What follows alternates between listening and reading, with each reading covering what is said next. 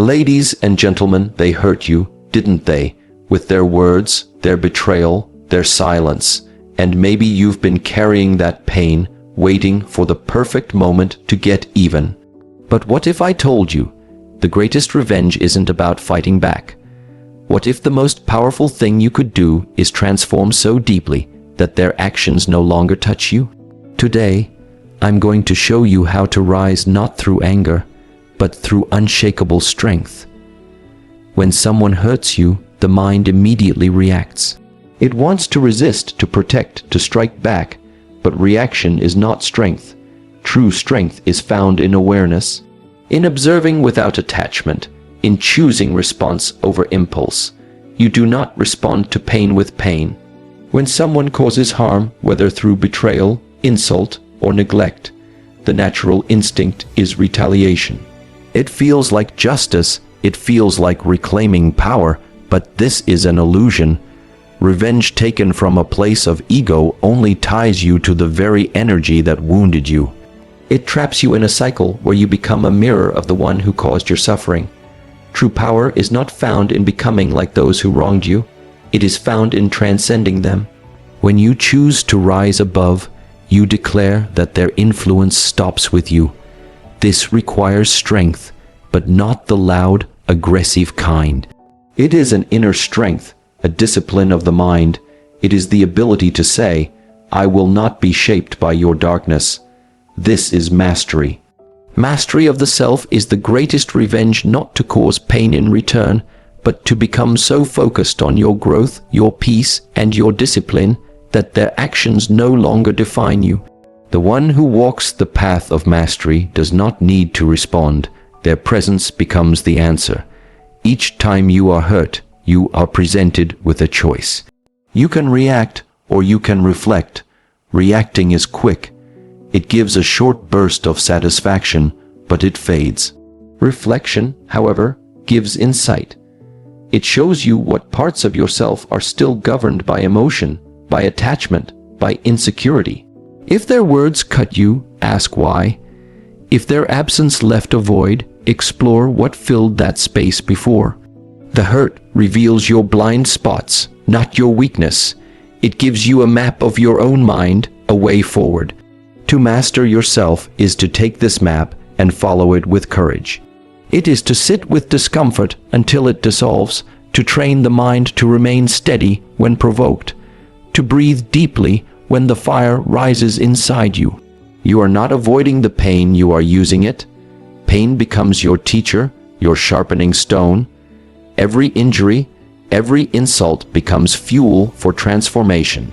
You take that energy and redirect it inward, not outward. You grow in strength, in stillness, in understanding. In this process, you begin to realize something subtle but powerful. Those who hurt you often operate from their own wounds. Their actions are not about you. They are projections born from unresolved pain, fear, or weakness. When you understand this, you no longer take it personally. The desire to retaliate fades because you no longer feel the need to prove anything. Their power dissolves in your awareness, and yet mastery does not mean passivity. It does not mean allowing mistreatment. It means choosing the highest response, not the easiest one. You set boundaries without bitterness. You protect your peace without vengeance. You speak when needed, but never from a place of chaos. Your energy becomes deliberate, focused, calm. This level of control cannot be faked. It is earned through discipline, through daily practices that train the body and mind to stay aligned, through choosing silence when noise is tempting, through choosing purpose over pride. There will be moments when the old emotions rise again. When the memory of the hurt ignites anger, when your ego demands to be seen and heard, this is normal. The mind will test your resolve, but the difference lies in what you do next. Do you allow that feeling to control your actions, or do you observe it, breathe through it, and let it pass? The answer defines whether you are ruled by your emotions or guided by your awareness. You cannot stop people from hurting you. but you can stop them from changing who you are. That is where real revenge lies, not in destruction, but in elevation. You become so grounded, so steady, so unbothered, that they no longer recognize the version of you they once tried to harm. Their words fall flat. Their absence no longer affects your rhythm. Their approval no longer matters. You have become someone else entirely, stronger, wiser, untouchable. This is the revenge they never expect. Not anger, not retaliation, but complete detachment from their influence. You owe them nothing. Not your attention, not your energy, not your pain. You have taken everything they used to harm you and turned it into something sacred. Discipline, peace, clarity. You become proof that pain does not have to poison. It can purify. And that is the kind of power no one can take away. When someone causes pain, the initial reaction is often to strike back, to defend, to make them feel the same suffering they caused. But pain is not always a signal to attack. It is a signal to listen. It's a message from within, asking to be understood, not ignored or masked by retaliation. Pain is not weakness. It is a form of clarity. It reveals what still affects you, what you still carry, and where your work remains. If someone's words pierce you deeply, it is not only because they were cruel, but because they touched a wound that already existed. Instead of rushing to punish the source, the wiser path is to sit with the discomfort, observe it, feel it without judgment. Ask yourself, what is this emotion pointing to? Often, what hurts us is not just the event, but the meaning we attach to it. Betrayal may hurt more because it breaks the illusion of trust. An insult might sting because it echoes something we fear is true. Abandonment cuts deeply not only because someone left, but because it confirms a hidden belief that we are unworthy of staying for. In this way, pain becomes a mirror, one that does not lie. Most people never learn from pain because they resist it. They bury it, lash out from it, or distract themselves until it fades. But suppressed pain never disappears. It becomes part of the body, part of the mind.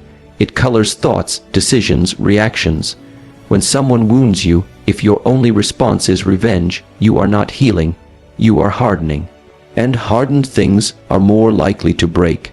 The true strength lies in remaining soft enough to feel, yet strong enough not to be controlled by those feelings. Allowing pain to teach you does not mean allowing others to harm you without consequence. It means stepping back before responding. It means refusing to be pulled into their chaos. When you respond with wisdom instead of emotion, you reclaim your center. You begin to see the other person clearly, not as a powerful force, but as someone lost in their own storm. They might not even realize the harm they cause, or they may act out of their own unhealed wounds, repeating cycles they never broke. Understanding this does not excuse their behavior. It simply frees you from carrying it. Reflection brings awareness. With awareness comes the power to choose differently. No longer are you compelled to match energy with energy. You don't need to shout to be heard or hurt someone to feel seen. The moment you realize your pain is not a punishment, but a signal, you stop reacting like a victim and begin responding like a student. You observe, you learn, you grow. This is not about letting others win. It's about refusing to play the game at all. You rise above by stepping outside the circle of conflict. Pain also reveals where your attachments lie. If someone's approval matters so much that their disapproval breaks you, that is a form of bondage. If being left by someone destroys your peace, that peace was never fully yours. In this sense, pain is a compass. It points to the areas where you have yet to reclaim your power. Every heartbreak, every disappointment, every insult, it can become a doorway to freedom if you walk through it with presence and courage. This does not mean the process is easy. Facing pain takes more strength than fighting back. It requires patience, humility, and discipline.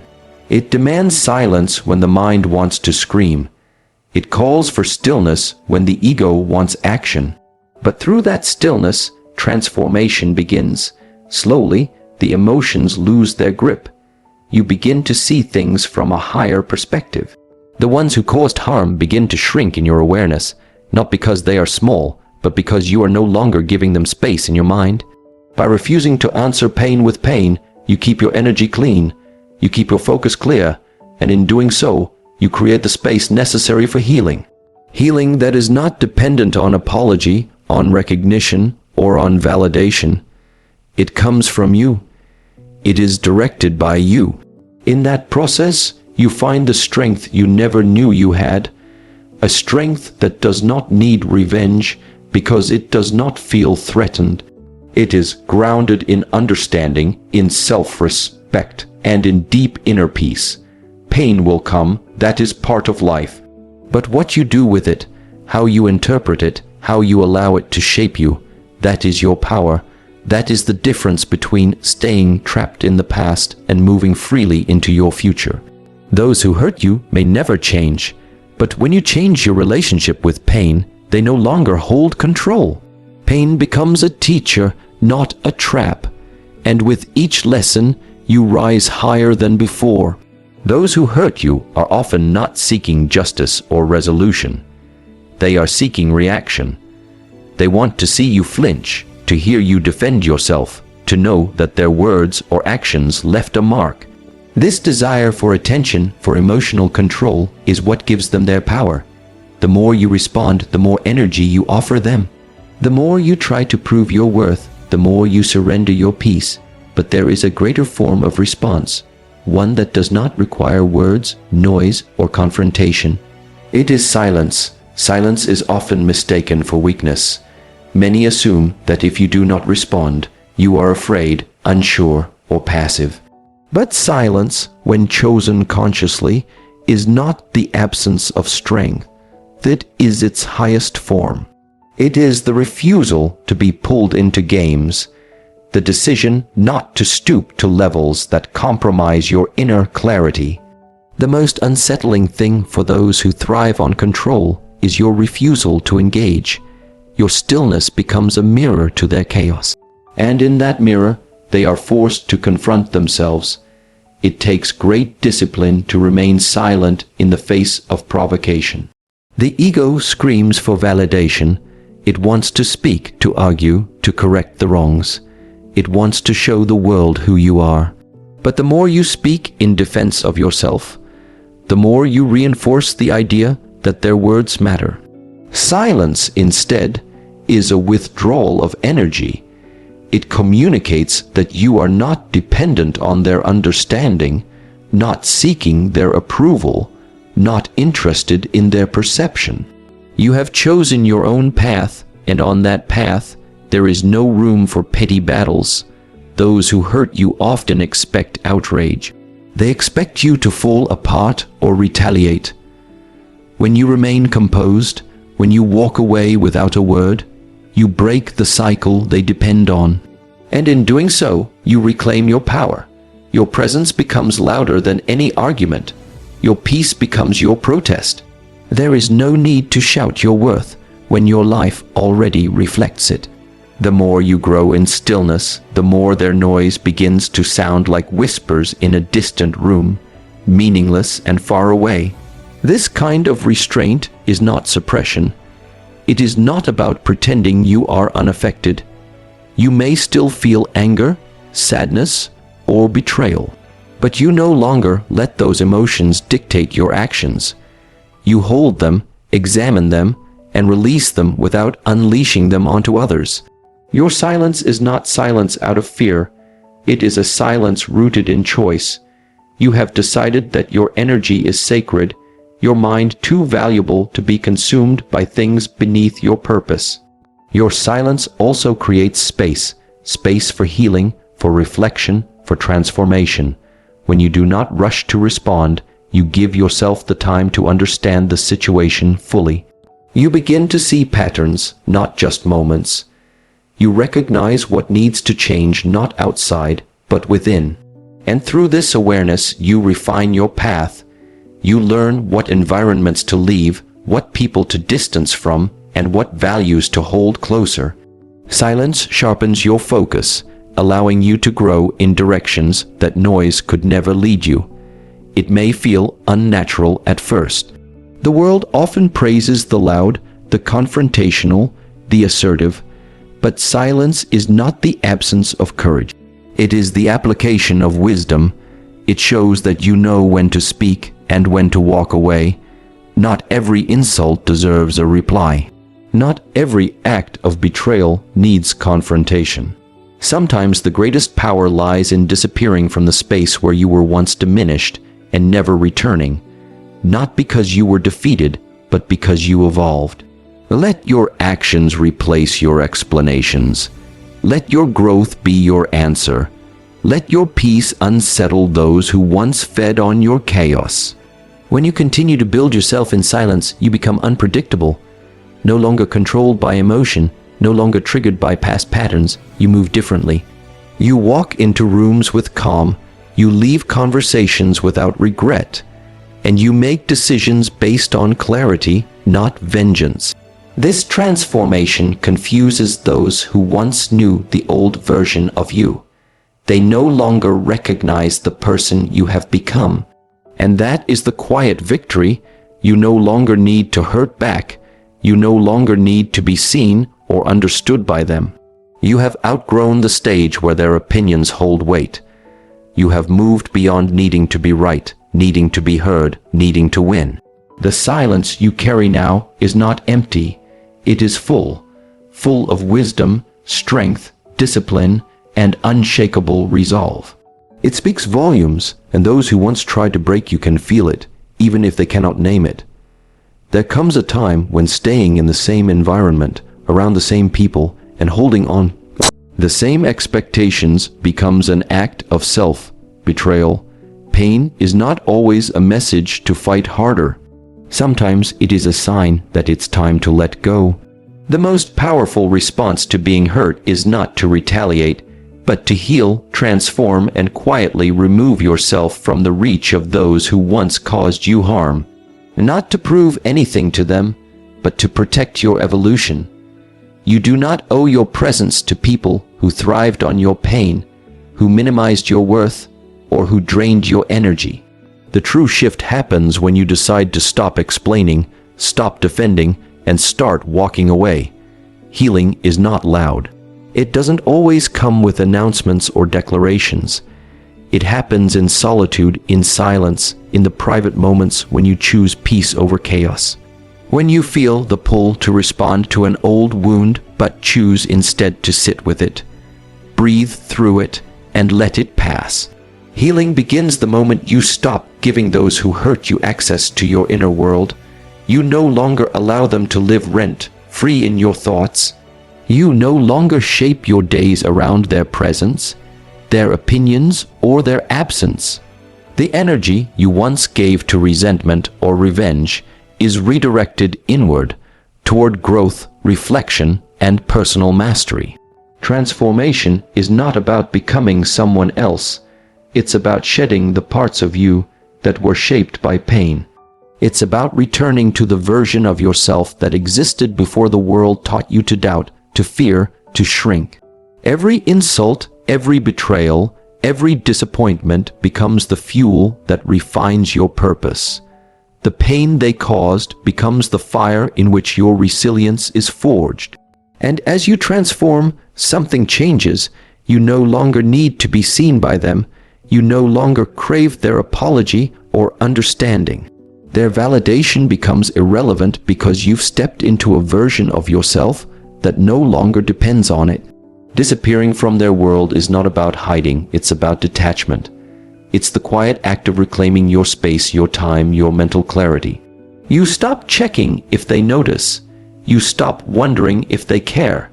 You stop waiting for closure. Your focus shifts inward, where the real transformation is taking place. You begin to build a life that reflects your worth, not one built in reaction to what they did, but one rooted in who you truly are. And the beauty of this path is that they don't see it coming. They expect the argument. They expect the tears. What they don't expect is your absence, your silence, your elevation. As you rise, the distance between you and them grows, not just physically, but mentally and emotionally. You stop relating to the version of you that tolerated their harm. That version feels distant now, like a shadow of someone you used to be. And in this distance, there is freedom. You realize that the best revenge is not revenge at all. It's the life you build in their absence. It's the laughter they no longer hear, the joy they no longer steal, the peace they no longer disrupt. Every step forward becomes a quiet declaration. I survived, I grew, I moved on. There's a strength in becoming unreachable, not emotionally cold, but energetically protected. You no longer open doors that lead back to pain. You no longer entertain conversations that take you away from your center. Your boundaries become non-negotiable, not out of bitterness, but out of respect for your own growth. You begin to attract peace, not chaos, depth, not drama, and the people who now enter your life meet a version of you shaped by lessons, not wounds. Sometimes the most profound transformation happens when no one is watching, when you've walked away and chosen yourself in the dark, without applause, without recognition. And that transformation continues in layers through your habits, your discipline, your mindset. You begin to notice the things you once tolerated now feel heavy. The places you once felt stuck no longer hold you. Your standards rise, not because you want to be better than anyone, but because you've tasted the strength that comes from healing, and you refuse to return to anything less. Letting go is not an act of weakness. It is the decision to stop bleeding for people who never cared if you healed. You no longer wait for them to understand the damage they caused. You understand it, and that's enough. The more you transform, the more you realize that the real revenge is not found in making them hurt. It's found in living a life so aligned, so peaceful, so full of self-respect, that they become irrelevant. Their actions fade into the background while your purpose grows stronger every day.